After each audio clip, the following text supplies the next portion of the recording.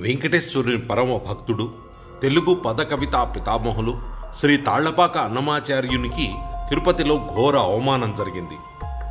తాను రచించిన 32,000 సంకీర్తనలతో ఆజన్మాంతం శ్రీ వెంకటేశ్వరుని భక్తిలో పరవశించిన అన్నమయ్య గౌరవార్థం ఆయన విగ్రహాన్ని తిరుపతిలో ఏర్పాటు చేసి ఆ ప్రాంతానికి అన్నమయ్య సర్కిల్ అని పేరు పెట్టారు. ఆ మహోన్నతుడి విగ్రహం పట్ల కొందరు మతమౌఢ్యులు అపచారానికి ఉడగట్టారు. క్రిస్మస్ సందర్భంగా అన్నమయ్య విగ్రహానికి శాంతాక్లాజ్ టోపీని తగిలించి అపవిత్రం చేశారు.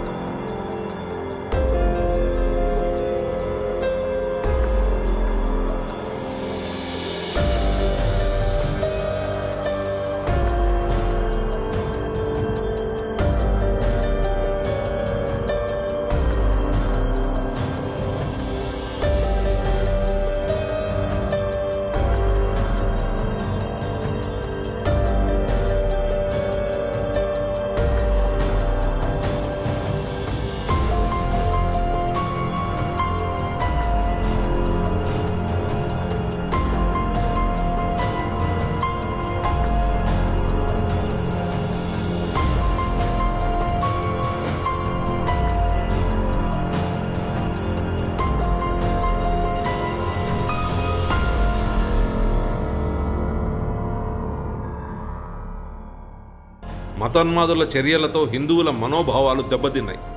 జరిగిన ఘటనపై బజరంగ దళ్ కార్యకర్తలు నిరసన వ్యక్తం చేశారు. ఈ ఘోరానికి పాల్పడిన వారిని పట్టుకుని కఠినంగా శిక్షించాలని కోరుతూ తిరుపతి ఈస్ట్ పోలీస్ స్టేషన్లో ఫిర్యాదు చేశారు.